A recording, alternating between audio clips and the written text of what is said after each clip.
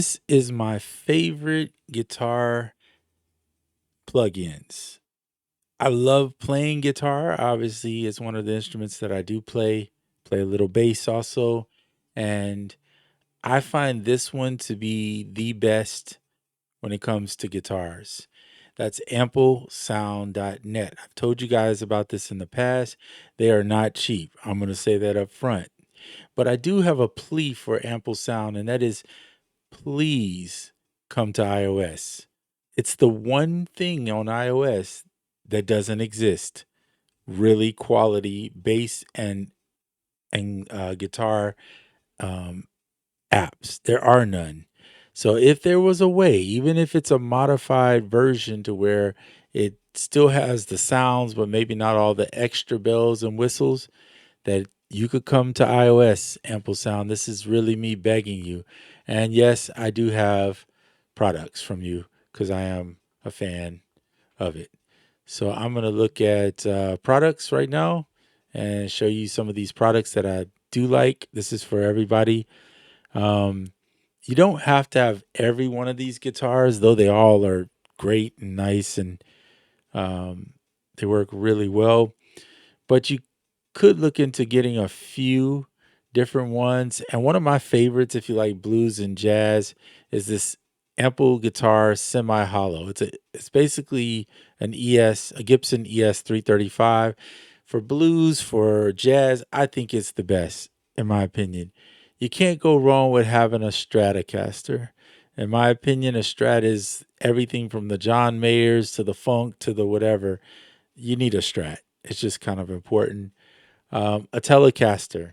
I mean, if you do country, if you do funk, if you do just about anything, Telecasters are amazing. I love playing a Telecaster, and it's one of my favorites.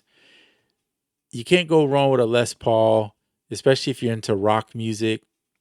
Particularly, I think of like Guns N' Roses, Lenny Kravitz, stuff like that.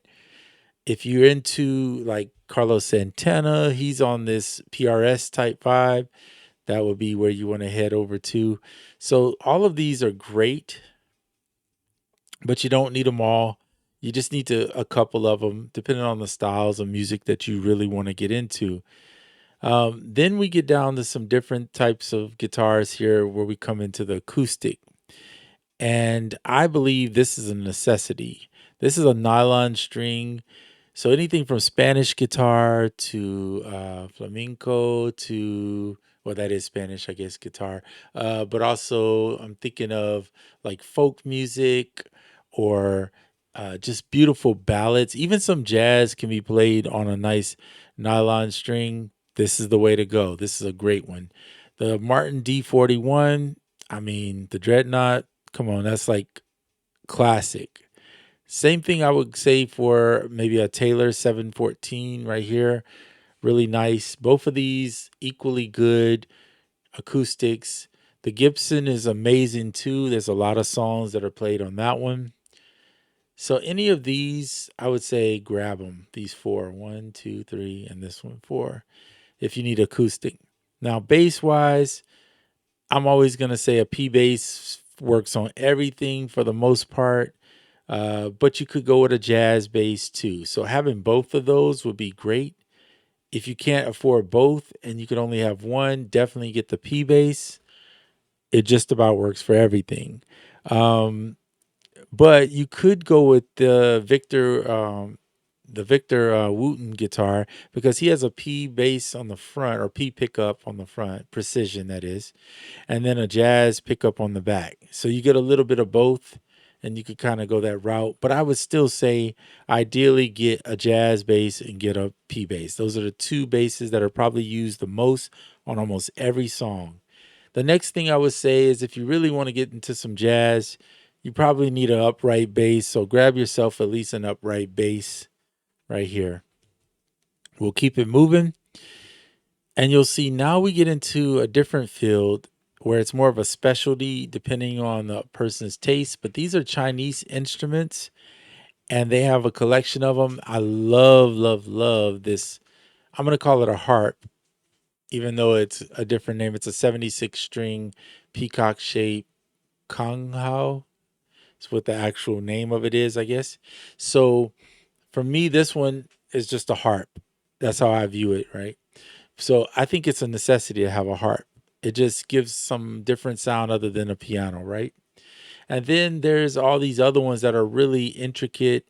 They're specialty type instruments, depending on what you want. A banjo's cool. I probably would never use it. It doesn't fit anything that I do, but it's nice if you can get it.